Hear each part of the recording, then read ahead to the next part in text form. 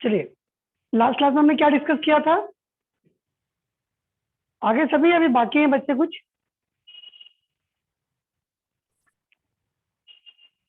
Hello, can you hear me properly? आपको आवाज आ रही है मेरी? Yes, sir. Yes, sir. Yes, sir.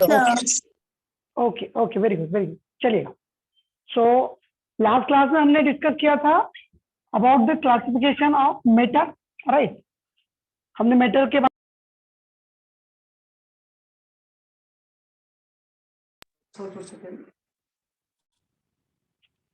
Right, ये क्लासिफिकेशन क्या था? यही हमने देखा था, मैटर, राइट, प्योर, मिक्सचर, और उसके बाद हमने एलिमेंट, कंपाउंड, फिजिकल, केमिकल में उनको solid, liquid, gas, metal, metalloids, non metal, organic और इनऑर्गेनिक, एसिड, बेस, सॉल्ट, ये हमने क्लासिफिकेशन देखा था, right? Is it clear to you? ये सब क्लियर? आप देख पा रहे हैं इसको properly? Yes, sir. Okay okay fine, चलेगा। अब इसकी हम डेफिनेशन लिखते हैं, राइट? सभी की डेफिनेशन लिखते हैं हम, जो जो इंपॉर्टेंट है हमारे लिए, राइट? सो चलिए, देन हम स्टार्ट करते हैं यहाँ से, राइट? ऑर्गेनिक कंपाउंड्स की डेफिनेशन लिखेंगे। एलिमेंट्स और कंपाउंड्स की डेफिनेशन तो लिखने की कोई जरूरत नहीं है शायद, आप लोगों को पता है, फिर भी लिख देते हैं एक बार जल्दी से। चल,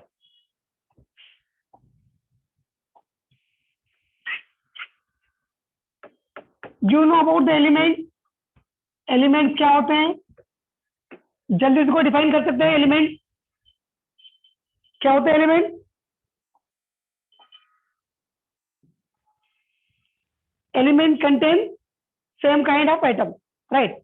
एलिमेंट इज ए, ऐसा लिख दो आप, element are the pure substance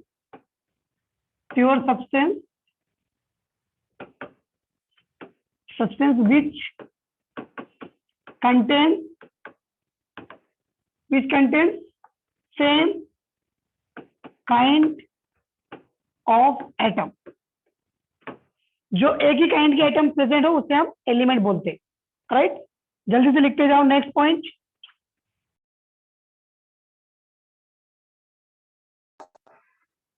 right, अब बात करते हैं हम कंपाउंड्स की।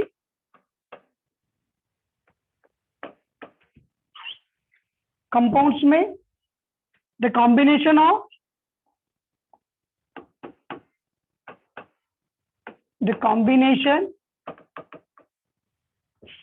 of two or more than two elements in definite ratio, right? Definite ratio से मिक्स होते हैं एलिमेंट, तो इसे हम कंपाउंड्स बोलते हैं। इनके जल्दी से कुछ एग्जांपल लिख लेते हैं हम। एग्जांपल में बोल सकते हो आप CO2, H2O, right, NH3, these are the compound. और एलिमेंट का एग्जांपल लिखना चाहें आप तो एलिमेंट के एग्जांपल भी लिख ले सकते हो यहाँ पर, यहीं लिख देता हूँ एग्जांपल एलिमेंट्स के। क्या लिखेंगे एग्जांपल? सोडियम, कैल्शियम, पोटेशियम, कुछ भी, carbon, phosphorus, like this, these are the elements, right? चलिए, यहां तक क्लियर है सभी को? Yes, sir. ओके, चले आगे बढ़े। लिख लिया क्या आप लोगों ने? Sir. No, sir. No, हाँ sir. तो हाँ लिखिए, लिखिएगा, आप लिखिएगा पहले।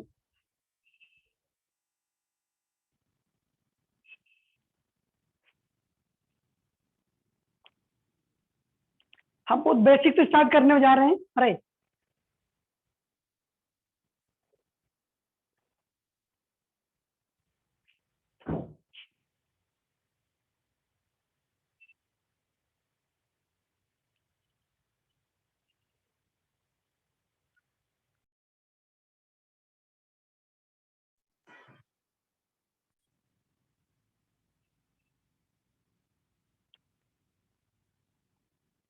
Have you done? आगे बढ़े। Yes, sir.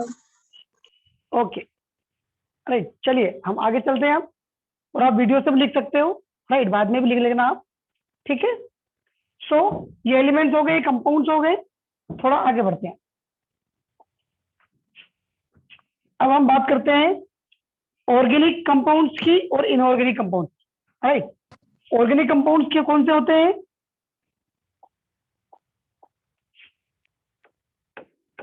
Organic compounds,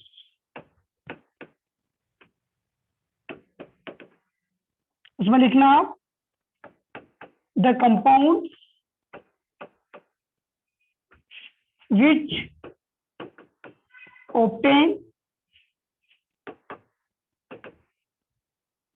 from living organism, living organism से जो मिलता है हमें कंपाउंड, वो हमें, उसे हम ऑर्गेनिक कंपाउंड बोलते हैं, ठीक है। एग्जांपल लिखिएगा आप,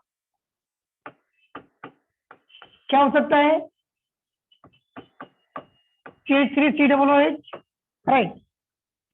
ऑर्गेनिक में मेन कौन होता है? ऑर्गेनिक में मेन होता है कार्बन, राइट। जहां पर कार्बन प्रेजेंट हो वो लगभग ऑर्गेनिक होता है, right, accept H2CO3। H2CO3 organic नहीं होता है, ठीक है। और HCOOH, चलिए उसके बाद देखते हैं हम next, inorganic substance, organic substance और कंपाउंड।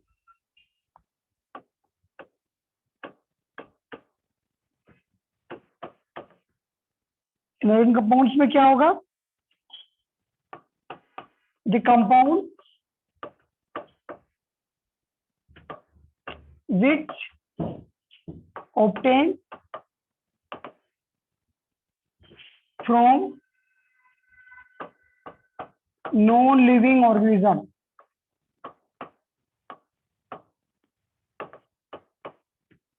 ठीक है, उसे हम इनऑर्गेनिक कंपाउंड्स बोलेंगे। एग्जांपल बहुत सारे हैं इनऑर्गेनिक कंपाउंड्स के,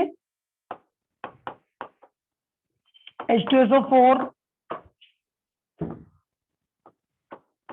CO2, और क्या लिखोगे आप? NaCl, right, like this.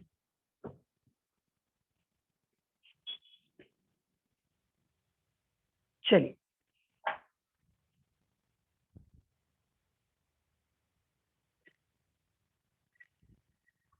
ये बहुत थ्योरेटिकल, थोड़ा सा थ्योरी है इसमें बस, फिर बाद में हम कैलकुलेशन करेंगे।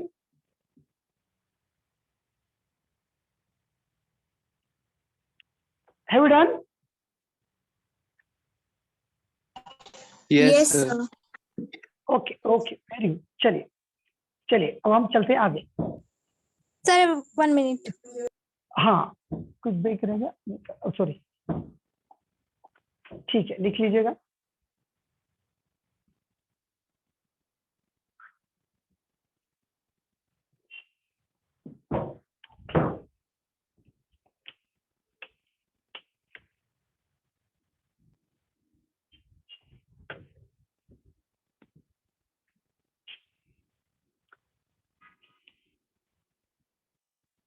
चलें आगे बढ़े। इसमें कुछ समझने वाली चीज नहीं है, सिर्फ इसमें डेफिनेशन थी, इसलिए हम चलते जा रहे हैं। चलो अब बात करते हैं थोड़ा एसिड की, राइट। आप सभी लोगों को पता है एसिड के बारे में। सॉरी, कुछ कंफ्यूजन है क्या किसी को? बताइए एसिड क्या होता है, क्या डेफिनेशन होगी एसिड की? Which contain H ions. Which contains H+ ion, right. या Yes, फिर sir. आप उसको बोल सकते हो। तो मुझे बताइए NH3, NH3 एक एसिड है क्या? Yes. Yes, are you sure? NH3, NH3 क्या है? अमोनिया है, राइट। सो एसिड की डेफिनेशन हम ये लिखेंगे, the substance which produce H+ ion in aqueous solution, जो पानी में जाने के बाद H+ आयन देता हो उसे हम एसिड बोलते हैं, ठीक है। एसिड H प्लस तो बहुत के पास, मतलब कि हाइड्रोजन तो बहुत सारे मॉलिक्यूल के पास मिल जाएगा, लेकिन जो H प्लस आयन दे दे एक्वस सॉल्यूशन में उसे ही हम एसिड बोलेंगे, राइट। सो एसिड के बारे में क्या लिखेंगे हम, द सब्सटेंस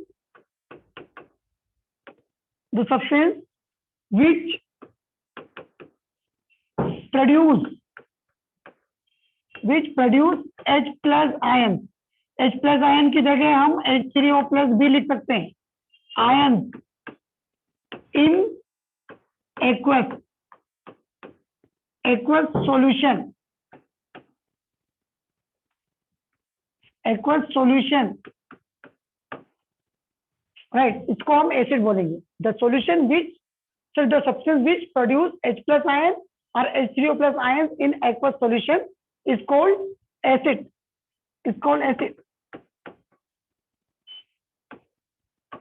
ठीक है। एग्जाम्पल बता दीजिए एसिड के, कोई एग्जाम्पल बताएं जल्दी से, क्या हो सकते हैं example. Sir HCl। HCl, very good. H2SO4,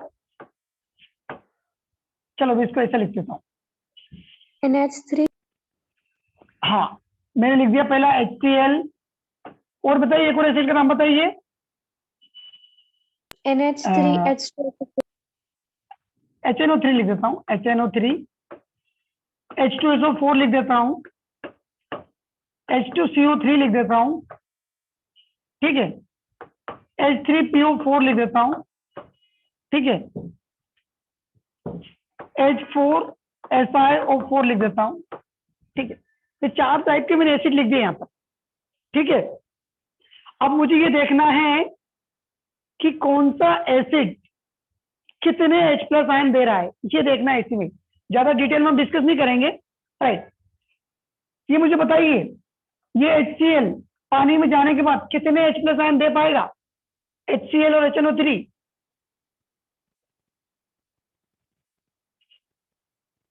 sir 1। बताइए 1, राइट।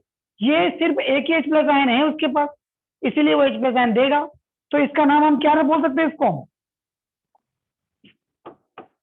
Monobasic acid. इसका नाम क्या होगा, मोनोबेसिक एसिड, बेसिक एसिड। मतलब कि ये HCl सिर्फ एक ही बेस को न्यूट्रल कर सकता है, ये HCl सिर्फ एक ही टाइप के बेस को न्यूट्रल कर सकता है, इसलिए हमने क्या लिखा नाम इसका, मोनोबेसिक एसिड, ठीक है। क्या होगा इसका सीन, ये 2 H प्लस आयन दे पाएगा। और भी इसके एग्जांपल लिख लो आप, H2SO3 लिख लो आप, राइट। H2SO4 लिख लो, H2CO3। ये कितने H प्लस आयन देगा, ये 2 H प्लस आयन दे पाएगा। एक मॉलिक्यूल 2 H प्लस आयन देगा, इसलिए इसका नाम क्या लिखेंगे हम, डाइबेसिक एसिड, ठीक है। और इसका नाम ट्राइबेसिक एसिड। और ये 4 देगा, इसका नाम क्या है, tetra basic acid. Basic acid, right. ये 10th क्लास में है, 10th क्लास का टॉपिक है, इसमें थोड़ा ज्यादा डिटेल है, राइट। हम उतना डिटेल में नहीं जाएंगे अभी, ठीक है। जिसको थोड़ा कंफ्यूजन हो, राइट, तो वो आके मुझसे पढ़ सकता है और डिटेल में बता दूंगा अभी, ठीक है। अपने मोल कॉन्सेप्ट में इतना ज्यादा नहीं है, तो हम इसको सिर्फ, ये हमको कब काम आएगा, जब हम किसी सब्सटेंस का पीएच निकालेंगे या फिर H प्लस आयंस कैलकुलेट करेंगे, राइट। हम ये देखेंगे कि ये सॉल्यूशन सिर्फ एक ही H प्लस आयन दे रहा है, ये 2 H प्लस आयन दे रहा है। जैसे देखिए क्वेश्चन ये आया, पहले आप इसको लिखिएगा, फिर मैं थोड़ा बताता हूँ।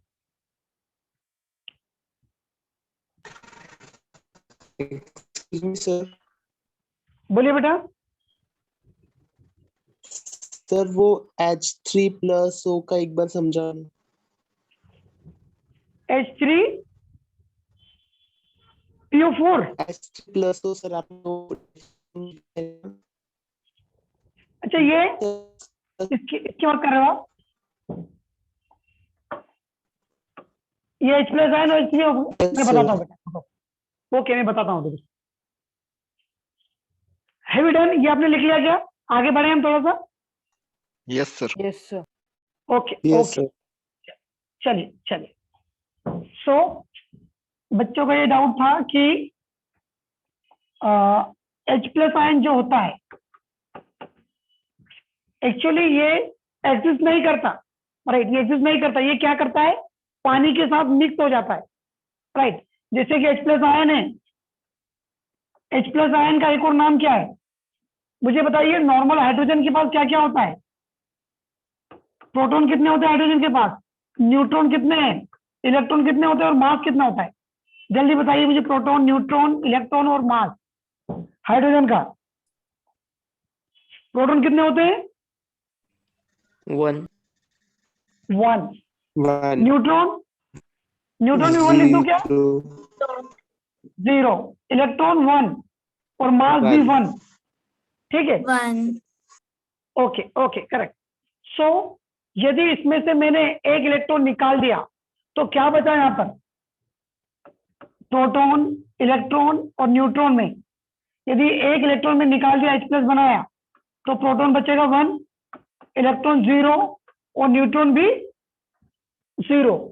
तो इसका नाम, एक और नाम क्या है इसका, सिर्फ प्रोटॉन भी बोल सकते हो इसको आप।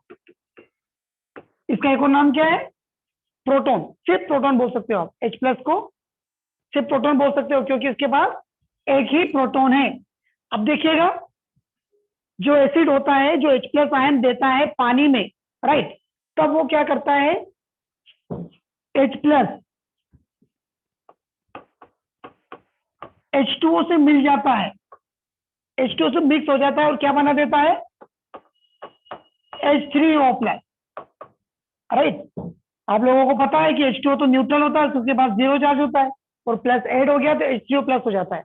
तो हम इतना बड़ा नहीं लिखते हैं, H3O+ नहीं लिखते हैं, हम H+ आयन लिख देते हैं। तो ये अंडरस्टूड होता है कि एक्वा सॉल्यूशन में है, मतलब कि H3O+ बन रहा है, राइट।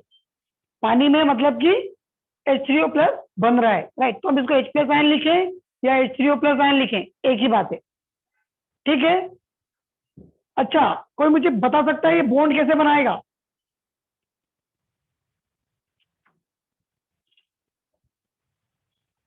कैसी बॉन्ड बननी चाहिए यहाँ पर,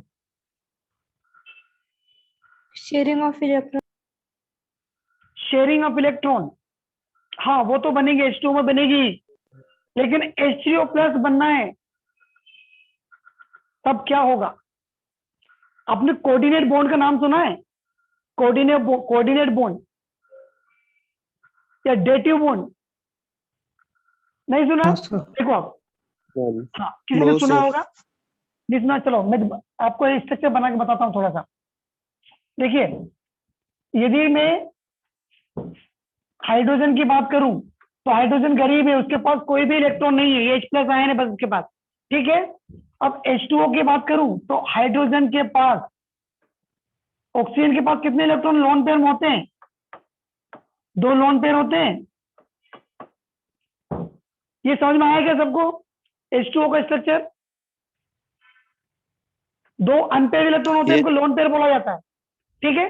अब देखिए, हाँ ये हमने सब 10th में पढ़ चुके हैं। अब क्या हो रहा है, ये दोनों बॉन्ड बनाना चाह रहे हैं, ये बॉन्ड फॉर्म करना चाह रहे हैं, लेकिन हाइड्रोजन के पास तो इलेक्ट्रॉन है ही नहीं, H2O के पास कुछ इलेक्ट्रॉन है। तो अब क्या करेगा इलेक्ट्रॉन, ये H2O अपना एक लोन पेयर इसको दे देगा, ठीक है, एक लोन पेयर बनाएगा, जिसमें क्या होगा, ये ऑक्सीजन, एक हाइड्रोजन एज यूजुअल, दूसरा हाइड्रोजन एज यूजुअल।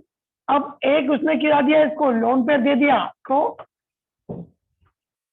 ये डेटिव बॉन्ड बनेगा, और एक लोन पेयर उसके पास एज इट इज रहेगा, ठीक है। और इसी को बोला जाएगा कि क्या नाम होगा इसका, इसका नाम होगा कोऑर्डिनेट बॉन्ड, कोऑर्डिनेट बॉन्ड होगा, या फिर इसको डेटिव बॉन्ड भी बोलते हैं, ठीक है। ये बॉन्ड एक ऐसा बॉन्ड होता है जिसमें दोनों इलेक्ट्रॉन हमारे होते हैं, दोनों इलेक्ट्रॉन किसके, इसमें वाटर के, ठीक है। उसमें दोनों इलेक्ट्रॉन जो बॉन्ड बना है, इसमें यहाँ पर भी इलेक्ट्रॉन और यहाँ इलेक्ट्रॉन, दोनों इलेक्ट्रॉन किसके हैं, वाटर के, हाइड्रोजन का कुछ नहीं इसमें, ठीक है। ये बॉन्डिंग में हम पढ़ेंगे, ये बॉन्डिंग हम डिस्कस करेंगे कब, जब हम बॉन्डिंग डिस्कस करेंगे, ठीक है। मेटालिक, आयोनिक, कोवलेंट, राइट, ये सारी चीज देखेंगे बाद में। समझ में आया क्या आप लोगों को आप कि यस सर। H प्लस को हम H3O+ भी लिख सकते हैं, ठीक है, चलेगा। यहाँ तक किसी को कोई डाउट नहीं है, आगे बढ़े। No sir. Okay okay, very good. चलिए, हमने एसिड, अब देखते हैं पीछे वापस हम क्या क्या, हाँ एक मिनट। हमने ये देखा। हाँ हाँ बेटा बोलो, कुछ बताना है क्या, कोई स्लाइड? हाँ सर, वो लास्ट वाली। ओके, वेट वेट वेट, ये वाली कि नेक्स्ट? नेक्स्ट। ये वाली? Yes sir. ओके ओके, जल्दी से, इसमें कुछ नहीं बनाना, इसको बस इसको ड्रॉ कर लो बस आप, राइट। डेटिव कोवेलेंट बॉन्ड भी लिख सकते हो, डेटिव कोवेलेंट बॉन्ड, ठीक है। चलिए, have done.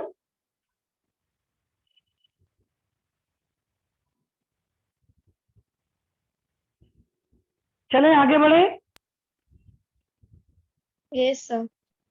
Okay okay, very good. चलिए, सो हमने थोड़ा सा एसिड के बारे में देखा, राइट, एसिड के बारे में देखा। अब हम बात करते हैं बेस की, राइट। ये ज्यादा डिटेल में नहीं है, बस थोड़ा थोड़ा डिस्कस करना है हमको, उसके बाद हम मेन चीज डिस्कस करेंगे, मोल कॉन्सेप्ट। हाँ, यहाँ बताइए मुझे, बेस क्या होता है, बेस के बारे में क्या जानते हो आप? Sir, bases dissociate to produce OH negative ions. Okay, in aqueous solution, the substance,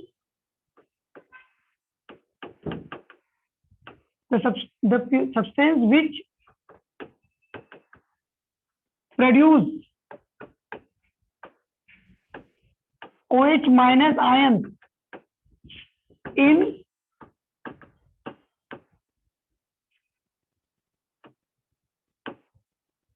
aqueous solution is called base.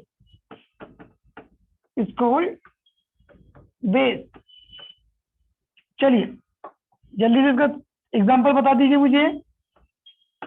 Example number 1 क्या लिखूं मैं? NaOH, KOH। सेकंड बताइए, BaOH twice, MgOH twice और AlOH thrice। ये कुछ एग्जाम्पल है, इनके नाम भी लिख ही देते हैं हम जल्दी से। क्या नाम होंगे NaOH के? बताइए जल्दी, क्या नाम हो सकते हैं?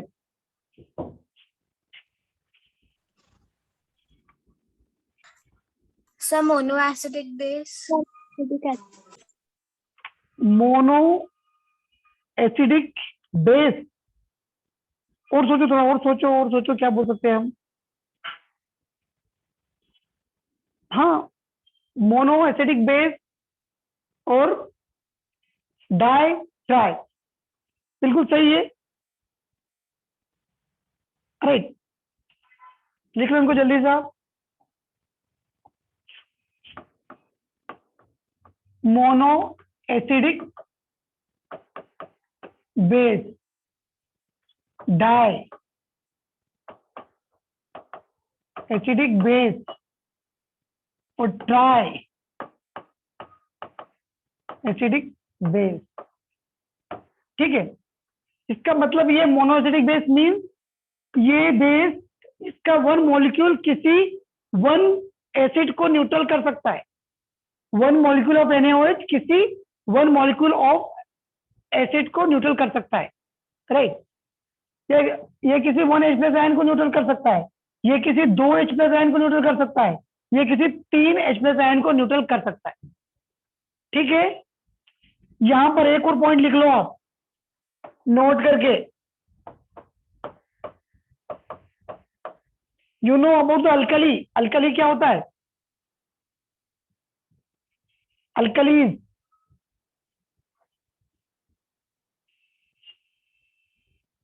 बताएं जल्दी।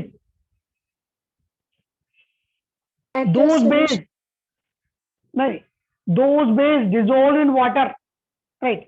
जो बेस पानी में डिजोल्व हो जाती है उसे हम अल्कलीज बोलते हैं, right. So those base dissolve in water is called alkali. Those base dissolve in water is called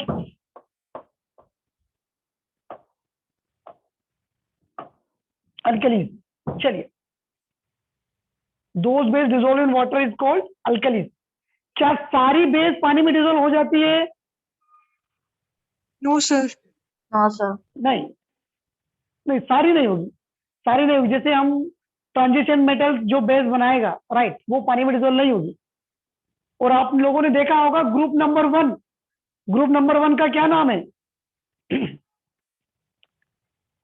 alkali metals. Group number 2 alkaline earth metals. मतलब कि ग्रुप नंबर 1 और ग्रुप नंबर 2 ऐसे बेस बनाएंगे जो पानी में डिजोल्व हो जाएगा, है। उनके नाम से पता चलता है, alkali metals and alkaline earth metals. ठीक है, तो हम देखते हैं, इसको जल्दी से लिख लो आप।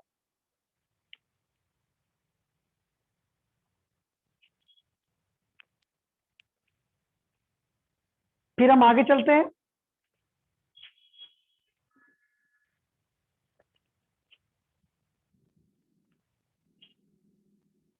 डन।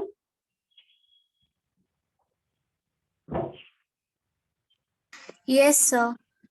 Yes, हाँ, sir. यदि स्पीड थोड़ी स्पीड यदि बढ़ रही हो तो आप मुझे बता देना, राइट। हम यदि ज्यादा फास्ट चल रहे हैं तो आप बता देना, तो हम थोड़ा स्लो हो जाएंगे, राइट।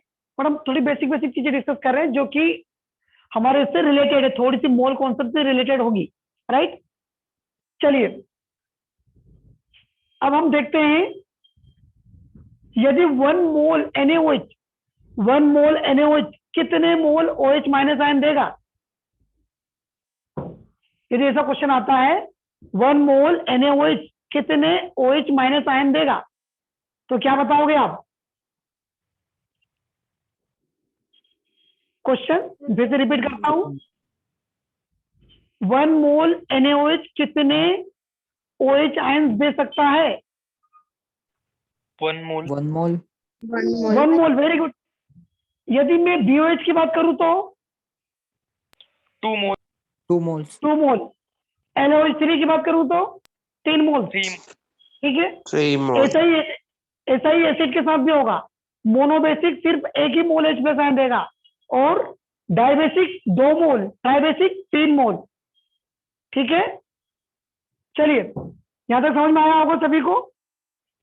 चलो, एक और पॉइंट लिख लो आप जल्दी से, इसको मैं इरेज कर रहा हूं।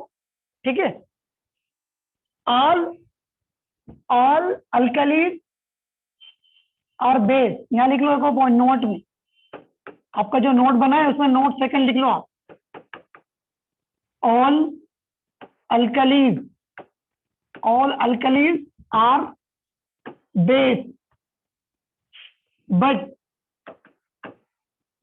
all bases are not alkali। ठीक है, और ये एसिड बेस को हम इक्विलिब्रियम में और अच्छे से डिस्कस करेंगे, इक्विलिब्रियम में और अच्छे से डिस्कस करेंगे इनको, राइट। Yes. चलिए, सर, हाँ बोलो बेटा। अल्कली को एक बार वापस एक्सप्लेन करो। हाँ, अल्कली, बट अल्कली क्या होता है? जो बेसिस पानी में डिसॉल्व हो सके, the basis which can dissolve in water is called alkali. Example लिख लेते हैं हम, एग्जाम्पल लिखेंगे तो और आपको समझ में आएगा। जैसे कि लिखो आप NaOH, KOH, BOH ट्वाइस लिख लो आप, राइट। जितने भी ग्रुप नंबर 1 है उसके साथ जितने भी OH हैं सारे, अच्छा ये दिख नहीं रहा क्या बेटा? एक्चुअली ये थोड़ा सा मैं डिफरेंट कलर से लिख देता हूं। देखो, KOH, NaOH, और क्या लिखूं? LiOH, एलाइज की जगह पुट इन सीड OH मतलब सारा, हलीना की रफ्ते फरियाद, हलीना, यहाँ लिख देता हूं मैं, सॉरी वही कलर आ रहा बार बार, हाइड्रोजन को छोड़ के, ली ना की रब से फरियाद, राइट। सीजियम फ्रांसियम तो बहुत ज्यादा रेट के होता है, हम इनको देख लेते हैं। इनके जितने भी OH आयंस होंगे इनके साथ वो सारे बेस पानी में डिजोल्व हो जाएंगे, राइट। मांगे कार, स्कूटर, ये सारे डिजोल्व हो जाएंगे वाटर में, जो बेस बनाएंगे सारे वाटर में डिजोल्व हो जाएंगे, उसे हम अल्कलीज बोलेंगे, ठीक है। क्योंकि इनका नाम भी, ये ग्रुप नंबर 1 है, ये ग्रुप नंबर 1 है, इसका नाम क्या रखा था हमने, अल्कली मेटल, और ये alkaline earth metal, metal. Right. चलिए यहां तक सभी को क्लियर है क्या? यस चलिए आगे बढ़े। चलिए यस सर। कुछ क्वेश्चन है क्या बेटा, क्वेश्चन है क्या कुछ?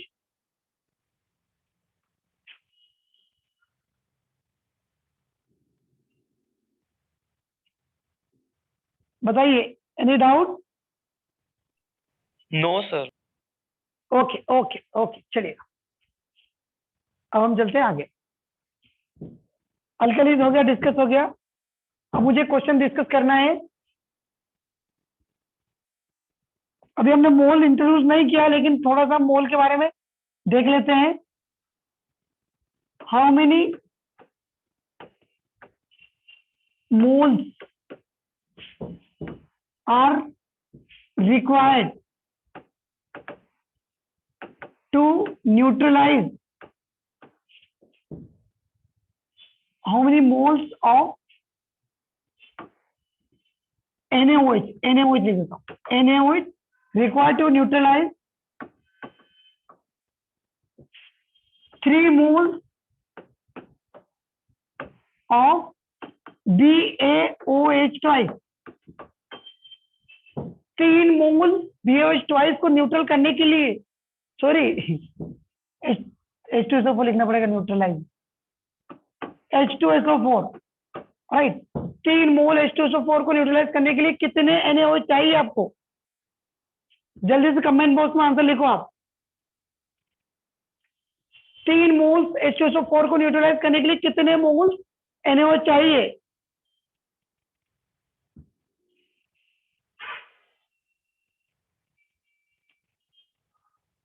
Junaid correct, very good. Raunak बेटा 2 मोल क्यों? थोड़ा फिर से देखो,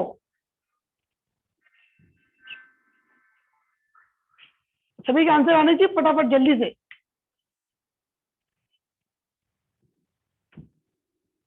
थ्री मोल भी नहीं होगा बेटा रौनक, और ट्राई करो और सोचो ये कितने H+ आयन देगा। 1 मोल दिनेश, नहीं बेटा, आप ये सोच क्यों नहीं रहे हो? 1 मोल अधूरा, नहीं नहीं नहीं नहीं। आप देखो how many moles of NaOH required to neutralize 3 moles of H2SO4, 6, correct correct. Praveen सही, बिल्कुल सही बेटा।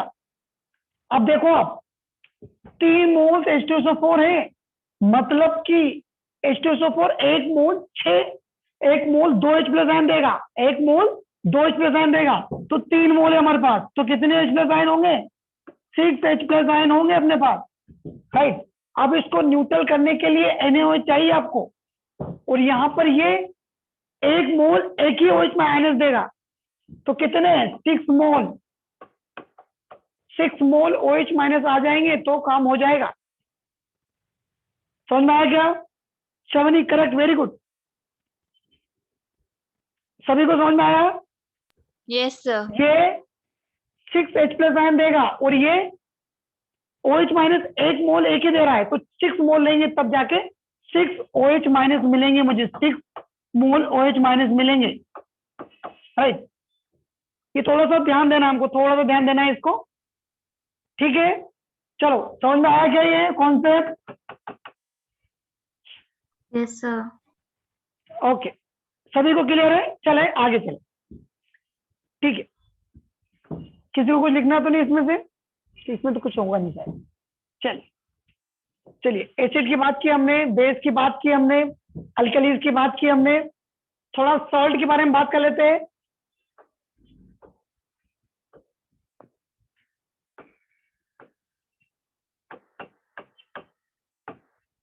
सॉल्ट, सॉल्ट क्या होता है बेटा, जल्दी से बताएं।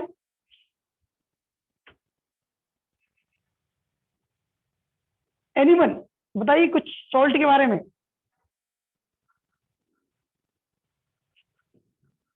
It is product form by neutralization reaction. किसी न्यूट्रलाइजेशन Of रिएक्शन में प्रोडक्ट acid. फॉर्म होता है एसिड बेस, राइट। या फिर उसको आप ऐसा बोल सकते हो कि an ionic compound which contain cation and anion, right.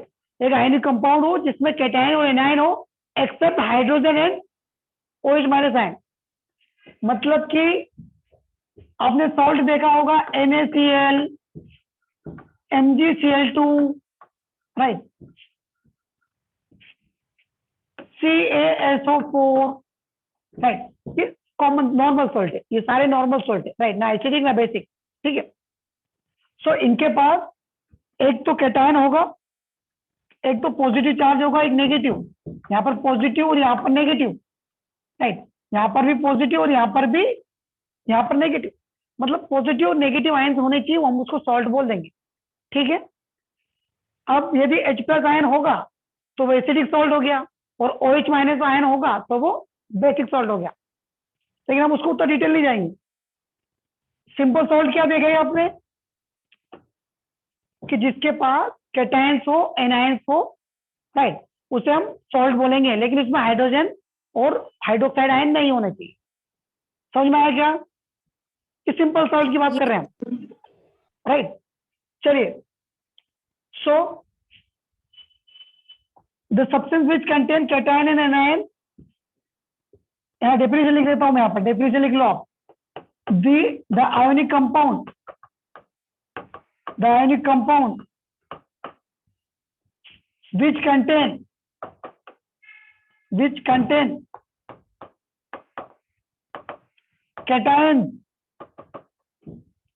and anions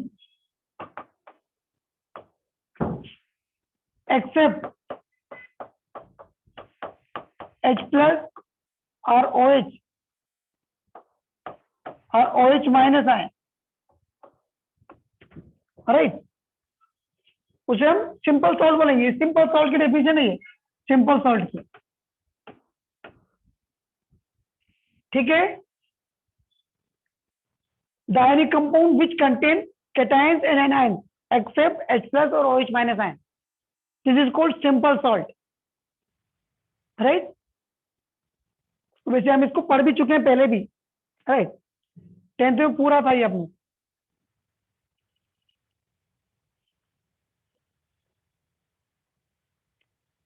चले आगे बढ़े।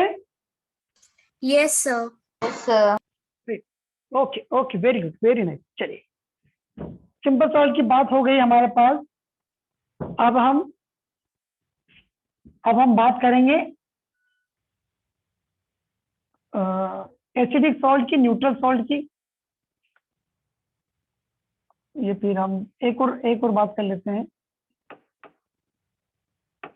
अच्छा, मुझे बताइए एसिडिक सॉल्ट क्या होगा?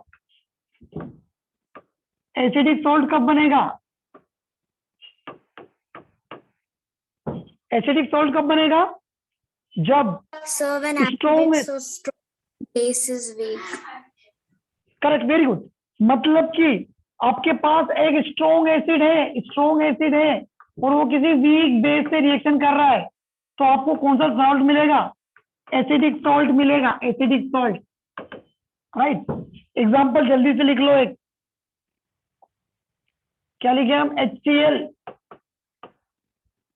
प्लस, वीक बेस का नाम बताओ जल्दी से। NH3 लिख देता हूं। NH3 एक वीक बेस है, तो क्या मिलेगा? सॉल्ट। NH4Cl। एक्चुअली ये भी एक एसिड जैसा ही काम करता है, लेकिन एसिडिक सॉल्ट भी बोल सकते हैं इसको आप। दूसरा पॉइंट नंबर 2, बेसिक सॉल्ट क्या होगा? जिसमें क्या हो? Strong Basic, base, strong and weak acid. Weak acid, right, इसे बोला जाएगा बेसिक सॉल्ट।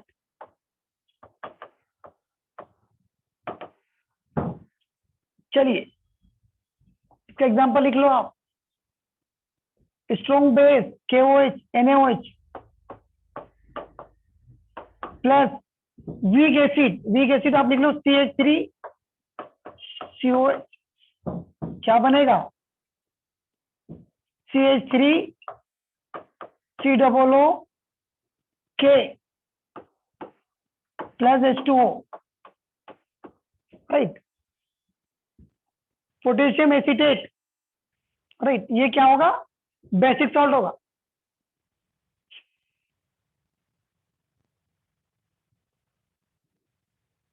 अब न्यूट्रल सॉल्ट लिखने की जरूरत है क्या? न्यूट्रल सॉल्ट क्या होगा?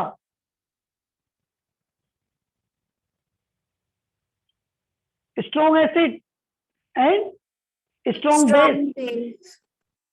राइट। चलो उसको भी यहां लिख देता हूं। थर्ड, न्यूट्रल सॉल्ट, इसमें अब स्ट्रॉन्ग एसिड स्ट्रॉन्ग बेस लिख देते हैं HCl और KOH लिख दिया हमने। और ये क्या बनाएगा? KCl plus H2O, right. चलिए ये यहीं खत्म होता है सॉल्ट भी। अब हम बात करते हैं आगे।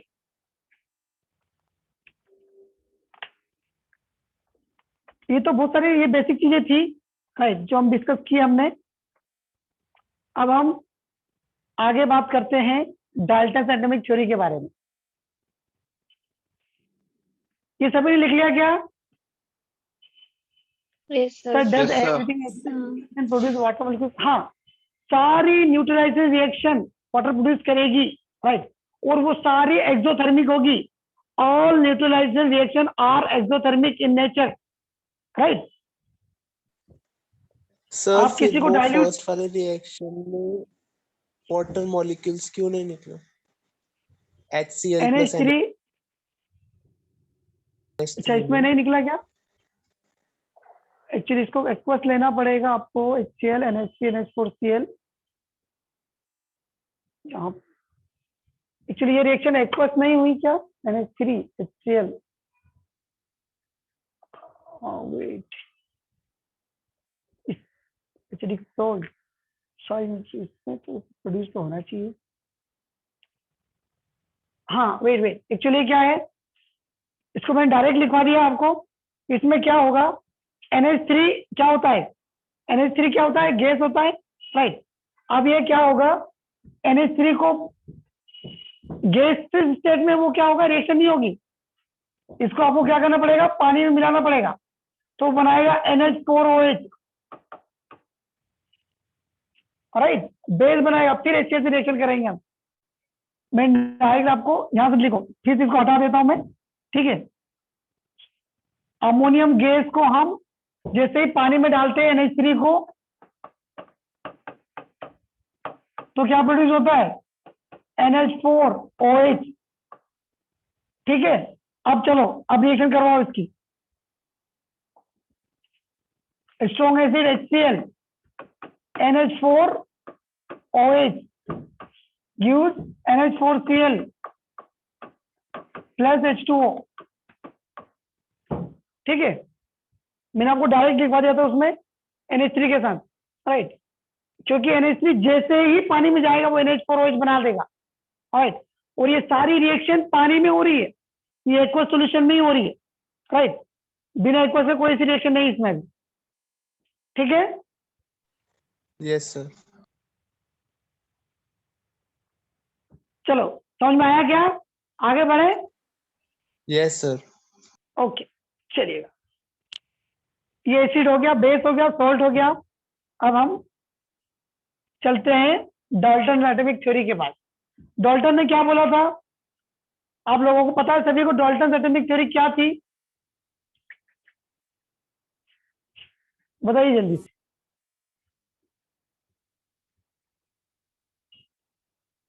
कुछ कुछ भी आइडिया बताइए आपका, डाल्टन एटॉमिक थ्योरी क्या थी एक्चुअली? अभी कौन पढ़ी होगी, नाइन्थ में पढ़ी होगी। एटम कैन नॉट बी, हाँ डिस्ट्रॉय, मतलब कि वो कंजर्व होगा, उसका मास कंजर्व होगा। ठीक है, एक पॉइंट तो लिख बता दिया आपने कि मास उसका कंजर्व होगा। और बताइए और क्या होगा उसमें? Atom cannot be further divided. हाँ, atom can not be further divided, atom can't divide. चलिए, वेरी गुड। और बताइए, compounds form by combining element in fixed ratio. ऐसे बताया था उन्होंने कि जो भी एलिमेंट, जो कंपाउंड बनेंगे वो फिक्स्ड रेशियो में कंबाइन होंगे, right. So compound form in fixed ratio, इसको मत लिखना अभी, अभी मत लिखना है इसको कुछ भी, साइड में बता दूंगा आपको जब लिखना है, ठीक है। और क्या पॉइंट था कि जो So एटम्स atoms होंगे, जो are बेटा आवाज नहीं है आपकी। So atoms are बिल्कुल। similar in size, mass, and characteristic, and different atoms are of different elements. Correct, मतलब कि उन्होंने ये बताया कि एक ही एटम, एक ही एलिमेंट के पास जितने भी एटम होंगे, एक एटम के पास जितने भी, सॉरी, एक एलिमेंट के पास जितने भी एटम होंगे वो सारे आइडेंटिकल इन नेचर होंगे, एक जैसे होंगे, इनका मास एक जैसा होगा, इनका वॉल्यूम एक जैसा होगा, राइट। और एक और पॉइंट क्या है, फिफ्थ वाला, कि दो अलग अलग एलिमेंट की एटम्स की प्रॉपर्टी सेम नहीं होगी। जो दो एटम्स होंगे, जैसे कि मैं दो एटम्स बनाता हूं यहां पर, ये देखें, यहाँ ये एटम्स 1 है और ये एटम्स 2 है, इसके एटम्स और इसके एटम के पार्ट एटम्स का साइज डिफरेंट होगा, मास भी डिफरेंट होगा, राइट। ये इन्होंने बताया था। किसने बताया था? डाल्टन ने।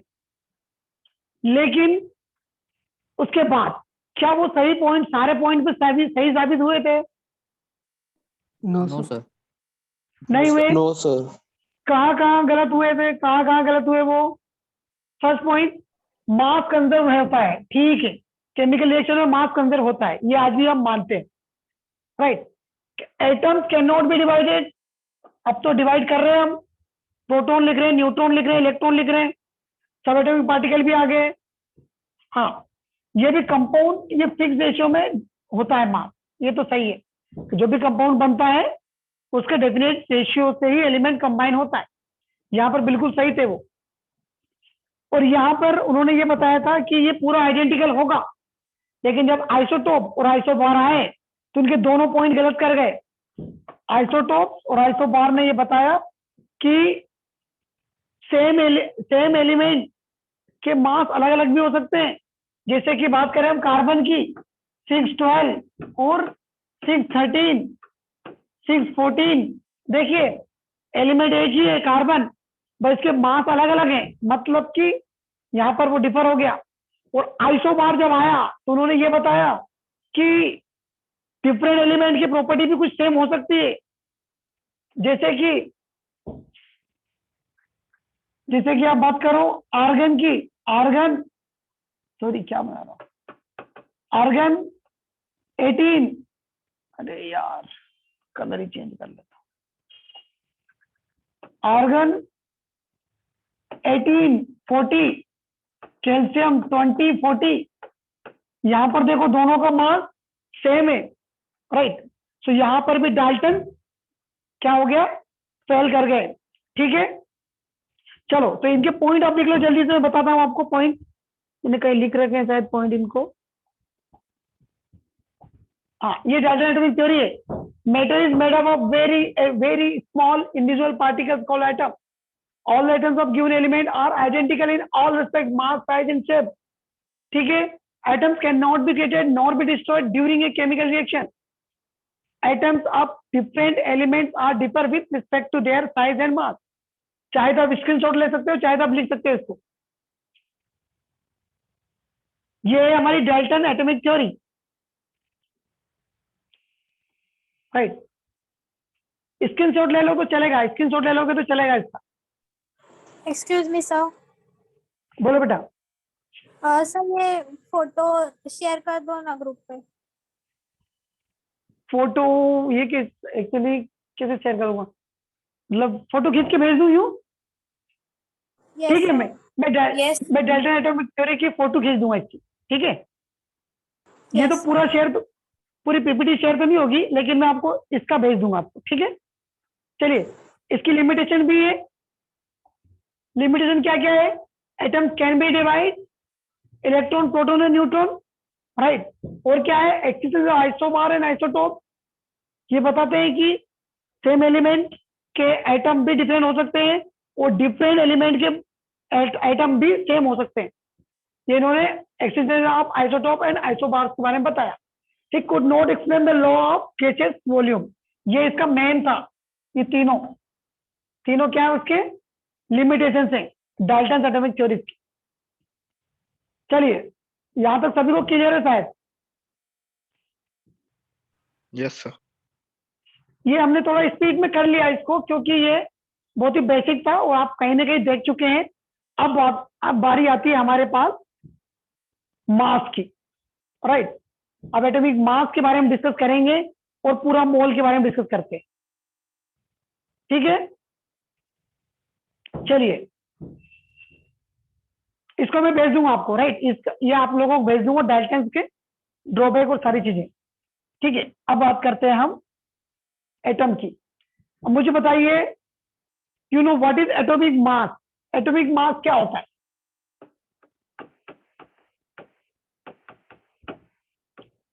यहां से मोल कॉन्सेप्ट की शुरुआत हो चुकी है। ठीक है, एटॉमिक मास क्या होता है? Proton plus neutron. Proton plus neutron. आपने बता दिया, proton plus neutron atomic mass होता है, राइट। लेकिन जब बहुत पहले की बात है, जब हमारे पास कोई भी स्टैंडर्ड यूनिट नहीं थी, राइट, तब हमें ये पता नहीं था कि मास हम कैसे मेजर करें, राइट। मास हम कैसे मेजर करें? तो जो डिफरेंट साइंटिस्ट आए, उन्होंने सर्च किया कि हम एलिमेंट का मास, एटम का मास मेजर करना है हमें।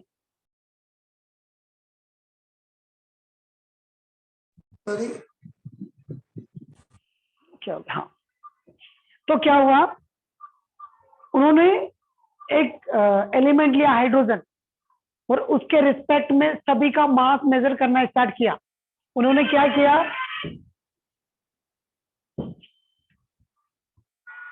हाइड्रोजन का मास लिया, ठीक है, और सभी एलिमेंट के मास का कंपैरिजन करने लगे।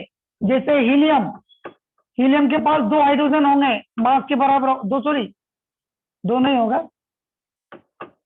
हीलियम के पास 4 हाइड्रोजन होंगे लगभग, राइट।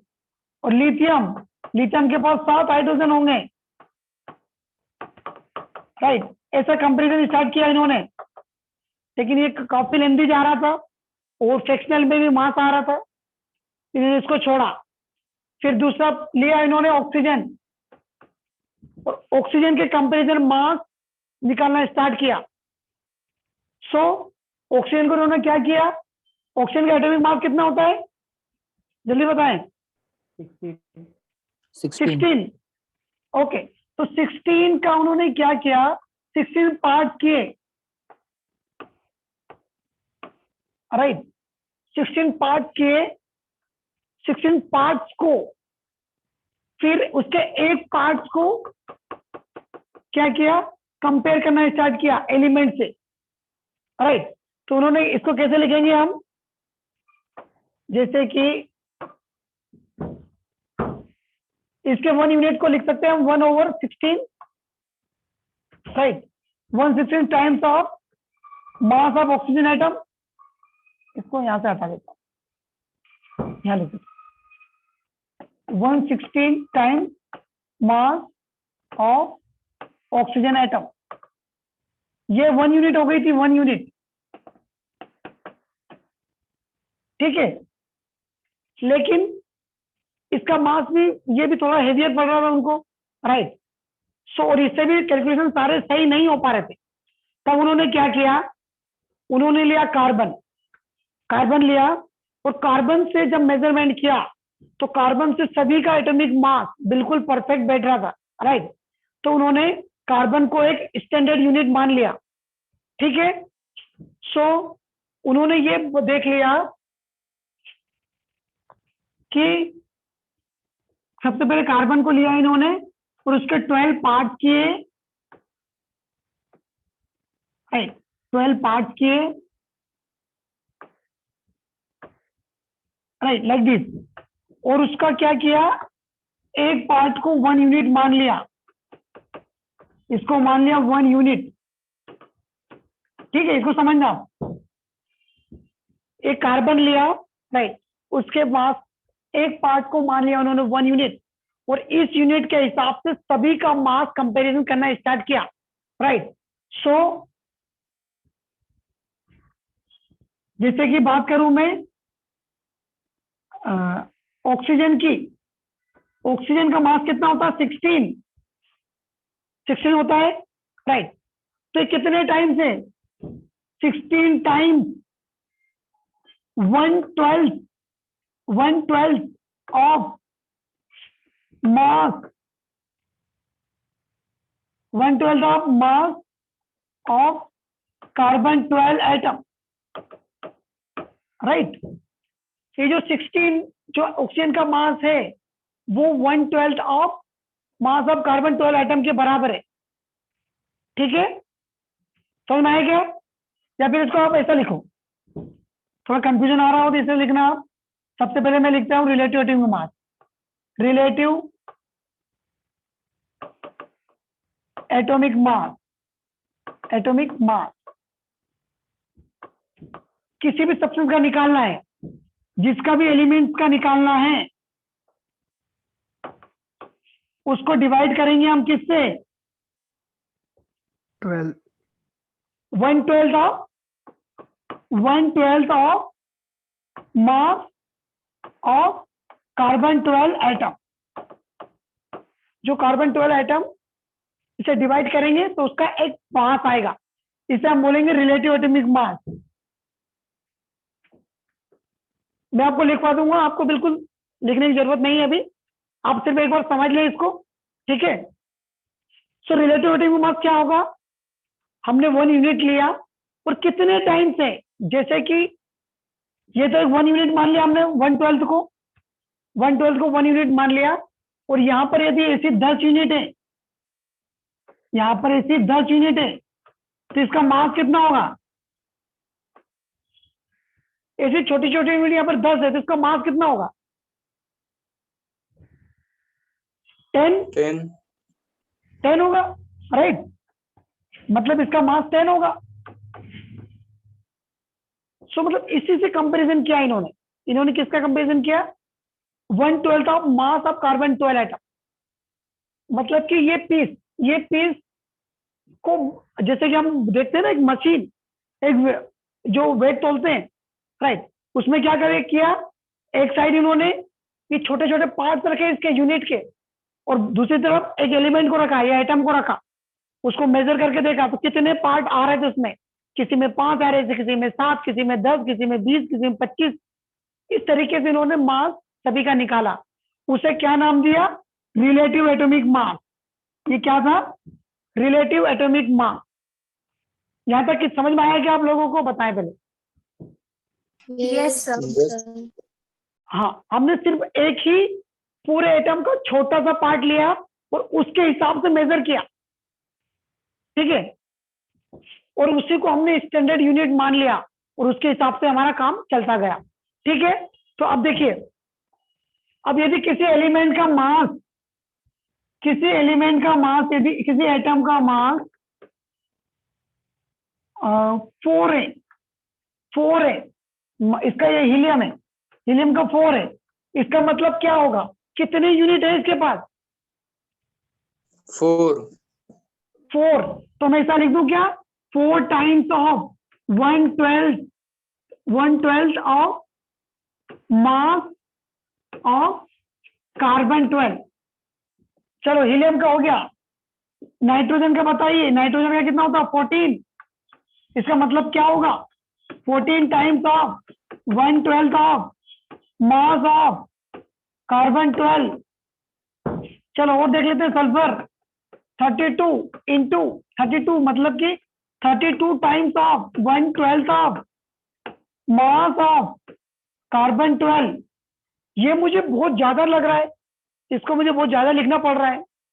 इसकी एक शॉर्ट ट्रिक ढूंढे, कुछ ऐसा कुछ ढूंढे कि ये नहीं लिखना पड़े हमको 1/12 ऑफ मास ऑफ कार्बन 12। तो उन्होंने क्या किया, इसको हटा दो, इसको क्या करो आप, इसकी जगह एक यूनिट लिख लो आप, क्या लिख दो आप, 32 AMU। ठीक है, इतना बड़ा नहीं लिखना पड़ा, इसके लिए क्या कर दिया उन्होंने, छोटा सा लिख दिया AMU। 1 AMU मतलब क्या होगा, 1 AMU मतलब 1/12 ऑफ कार्बन 12। ठीक है, समझ में आएगा आप लोगों को? Yes, sir. राइट। सो अब मैं यहां लिख देता हूं, यहां पर क्या लिख देता हूं मैं, 1 AMU is equal to 1/12 of mass of carbon 12 atom. यहां तक सभी को क्लियर है क्या? Yes, sir. इस माथा पच्ची से हटा दिया, कितना बड़ा नहीं लिखना पड़े हमको, तो 1 AMU लिख दिया इसको। अब सारे एटम का मास हम किस में लिखने लग गए, AMU में। ठीक है, सो इसका कितना हो गया, 14 AMU, इसका 4 AMU, और AMU को फुल फॉर्म क्या होता है, AMU को फुल फॉर्म बताइए क्या होगा? Atomic mass unit. Very good, atomic mass unit, atomic mass unit. ठीक है, चलिए यहां तक सभी को क्लियर है, कोई कंफ्यूजन नहीं है अभी तक यहाँ पर? No, sir. सभी को, सभी मतलब बच्चे बहुत सारे हैं अपने पास, लेकिन रिस्पॉन्स बहुत कुछ ही कर रहे हैं। किसी को कोई डाउट नहीं है? No, थोड़ा sir. भी डाउट हो तो पूछे, No, sir. थोड़ा भी डाउट हो तो पूछे। चलो very good, okay okay very good. चलिए अब हम थोड़ा और आगे चलते हैं। अब हमें 1 AMU तो पता चल गया, 1 AMU होता है 1/12 of mass of carbon 12 atom. ठीक है, ये तो पता चल गया। अब हमने किसी का निकाल भी लिया, लेकिन ये सिर्फ किसी एटम के लिए सही था। लेकिन यदि मैं किसी मॉलिक्यूल की बात करूं, CO2, ये कलर अच्छा नहीं है, CO2 लेता हूं, CO2, इसका मास यदि निकालता हूं मैं, तो लिखूंगा 12 प्लस 2 टाइम्स ऑफ 16। सो ये क्या, कितना आ गया, 32, सॉरी 44। यदि मैं यहाँ पर AMU लिख रहा था, तो लोग मुझे बोल रहे थे ये तो एक मॉलिक्यूल है, आप AMU क्यों लिख रहे हो? AMU मतलब क्या होगा, एटॉमिक मास यूनिट। यहाँ तो आप किसी ने बोला यहाँ तो आपको मॉलिक्यूलर मास यूनिट लिखना चाहिए, तो फिर हम यहाँ कंफ्यूज हो गए कि अब AMU लिखें या फिर मॉलिक्यूलर मास यूनिट लिखें। तब हमने फाइनली अब क्या लिखने लगे यहाँ पर, U। क्या AMU को हमने किस में कन्वर्ट कर दिया, U में। आजकल हम सभी में U ही लगाते हैं, तो इसका फुल फॉर्म है unified unit, unified unit of mass. ठीक है, अब हम U सभी में लगा सकते हैं, राइट? यहां तक क्लियर है क्या सभी को? हमने AMU एएमयू, वैसे एएमयू भी लिखोगे तो चलेगा कब तक, जब तक किसी एटम का मास निकाल रहे हो, लेकिन जब किसी मॉलिक्यूल का मास निकालने जाओ तो आपको यू लगाना पड़ेगा, ठीक है। तो आप यू ही लगा सकते हो, सभी में यू लगा दोगे तो भी चलेगा।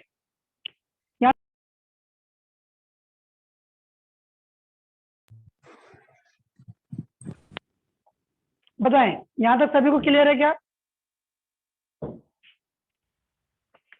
Yes sir. ओके, चलिए तो फिर हम थोड़ा और आगे चलते हैं। अब क्या हुआ, इसके बाद मास पे इसके बाद क्या डिस्कस करना है हमको? हाँ, मास मास स्पेक्ट्रोमीटर डिस्कस करना है। ये हम सब कर रहे थे, उसके बाद एक यूनिट आई, एक्चुअली एक मशीन आई, mass spectrometer, right. Mass spectrometer ने बताया कि आपको ये करने की जरूरत नहीं है एएमयू, राइट। अब हम छोटे छोटे मास का भी, छोटे छोटे एलिमेंट, छोटे छोटे एटम का भी मास निकाल सकते हैं, राइट। तो तब क्या हुआ, मास स्पेक्ट्रोमीटर, मास स्पेक्ट्रोमीटर ने ये एएमयू का वेट बता दिया हमें, राइट। उन्होंने बताया कि पूरे कार्बन जो कार्बन था हमारे पास, जो पूरा कार्बन था, उसका वेट कितना बताया उन्होंने? पूरे कार्बन का वेट बताया हमें 1.99 इंटू 10⁻23 ग्राम। ये किसका वेट बताया इन्होंने? पूरे कार्बन का। अब हमको क्या करना था, ये तो पूरा कार्बन है, हमको एक यूनिट का चाहिए था, ये यूनिट का, और यही थी हमारी 1 AMU, ठीक है। तो आपको पता है 1 AMU बराबर क्या था? 1/12 ऑफ मास ऑफ कार्बन 12। ये मास पूरा, ये इसी का मास निकाल दिया था उन्होंने। तो 1.99 इंटू 10⁻23 ग्राम, ठीक है। तो इसको सोल्व किया तो क्या आया? इसको सोल्व किया तो क्या आना चाहिए बताइए? 1.67, सर ये केजी में है, वेट माइनस है ना, माइनस केजी, हाँ सही है। 1.67 इंटू 10⁻⁻24 केजी, 24। केजी, ये हो गया 1 AMU, ठीक है। ये कहानी है, शुरू से कहानी चल रही है, अभी तक कहानी चल रही थी, ठीक है। अब जैसे ही मास स्पेक्ट्रोमीटर आया, इसने हमें अब ये वेट दे दिया ग्राम में या फिर केजी में, ठीक है। अब हमको क्या करना पड़ रहा है, अब एएमयू लिखने की जरूरत नहीं पड़ रही, आप सिर्फ वेट लिख लो तो भी चलेगा, ठीक है। अब इसी के बाद ही हमें प्रोटॉन का मास मिल गया, इलेक्ट्रॉन का मास मिल गया, न्यूट्रॉन का मास मिल गया, सभी के मास की डिस्कवरी हो गई। कब हुई है? मास स्पेक्ट्रोमीटर आने के बाद। उससे पहले सिर्फ हम कंपैरिजन ही कर रहे थे, राइट। जैसे कि पहले वेट मशीन नहीं थी तो हम कंपेयर करके ही सारा काम किया करते थे, लेकिन जैसे वेट मशीन आई उसने बहुत सारा काम आसान कर दिया, और मास स्पेक्ट्रोमीटर ने तो और भी हमारे एटम, एलिमेंट, मॉलिक्यूल सभी का मास, रेडियस सब निकालना बता दिया, ठीक है। यहां तक सभी को क्लियर है क्या? बताएं आप। Yes, sir. कुछ भी कंफ्यूजन तो नहीं है? कुछ भी थोड़ा भी कंफ्यूजन हो कहीं भी तो आप पूछें, राइट। और आपको लगे थोड़ा सा कि कहीं डाउट लग रहा है या फिर आपको कोई डिस्कस करना है तो आप सेंटर पर आ सकते हैं, राइट। हम सेंटर पे क्वेश्चन कर सकते हैं, जिसको भी थोड़ा भी कंफ्यूजन हो, ठीक है, और हम डिटेल में डिस्कस कर लेंगे, ठीक है। बिल्कुल आपको ऐसा हिचकिचाना नहीं है, आपको आना है, क्वेश्चन पूछना है, चाहे कितना ही सिंपल क्वेश्चन हो। यदि आपको नहीं समझ में आ रहा है, कोई कॉन्सेप्ट है जो बिल्कुल समझ में नहीं आ रहा है, राइट, तो आए, मिले, पूछे, राइट। हम ऑफलाइन डिस्कस कर लेंगे 1 या 2 घंटे, तो और क्लियर हो जाएगा, ठीक है। और हमको मैक्सिमम क्वेश्चंस करने हैं इसमें। मोल कॉन्सेप्ट ऐसा टॉपिक है sir, is 1 Dalton and 1 AMU same, yes correct correct. ये 1 डाल्टन 1 AMU सेम होता है बेटा, उसको 1 DA भी लिखते हैं। 1 okay AMU sir. 1 AMU equal to 1 DA भी लिखते हैं, ये डाल्टन है, ठीक है। सो आपको इसमें मोल कॉन्सेप्ट में जितने क्वेश्चन कर सको आप उतने ज्यादा क्वेश्चन करने हैं, राइट। सारे मॉड्यूल के क्वेश्चन करने हैं प्लस बुक के क्वेश्चन करने हैं, ठीक है, क्योंकि प्रैक्टिस से आपको ज्यादा समझ में आएगा मोल कॉन्सेप्ट। अभी तक थ्योरी डिस्कस कर रहे थे, अब आएगा मेन कॉन्सेप्ट, राइट, जिसमें हम मोल के बारे में पढ़ेंगे, मोलर मास के बारे में पढ़ेंगे, राइट। चलिए बताइए, और कोई कंफ्यूजन है इसमें, बताइए। No confusion? No, sir. बताए? Okay okay, very good. चलिए अब इसके बाद एक और रिलेशन निकालना चाहता हूं मैं 1 AMU में। 1 AMU में मैं रिलेशन ये निकालना चाहता हूं कि ये नंबर जो है, ये नंबर होता है 1/NA के रेसिप्रोकल, मतलब कि 1 AMU इक्वल्स टू होता है 1/NA। 1/NA 1 AMU is equal to होता है 1/NA।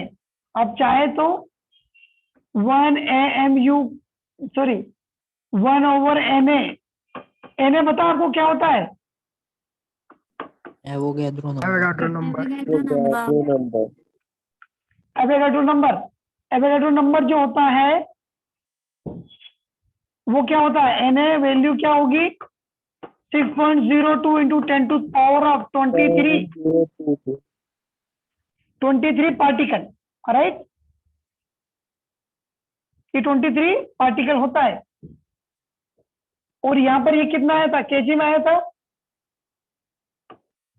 सॉरी। सो हाँ, वेट 23 -23 आ गया यहाँ पर, ठीक है। ये रिलेशन आपको याद कर लेना है। 1 AMU इक्वल टू होता है 1 ONA, ठीक है।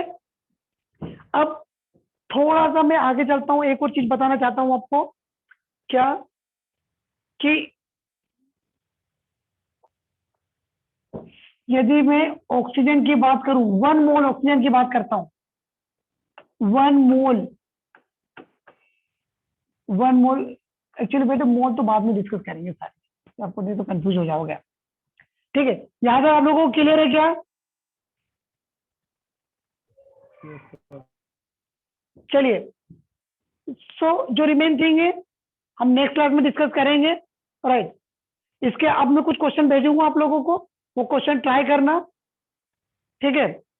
अभी तो कम ही क्वेश्चन मिलेंगे आपको, लेकिन जैसे ही थोड़ा सा मोल कॉन्सेप्ट बढ़ेगा फिर हम ज्यादा क्वेश्चन करना स्टार्ट कर देंगे, ठीक है।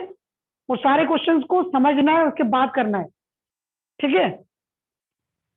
चलिए, आज की क्लास में और कोई डाउट है आपको? बताएं। No, sir. ओके, यदि थोड़ी स्पीड ज्यादा भी बढ़ रही हो तो आप मुझे बता देना, थोड़ा कम कर लेंगे। जब कोई समझ में नहीं आ रहा तो उसको हम रिपीट कर लेंगे एक बार और, राइट, ठीक है। Yes, sir. ओके ओके, चलो then, bye. Thank you, sir. Okay okay.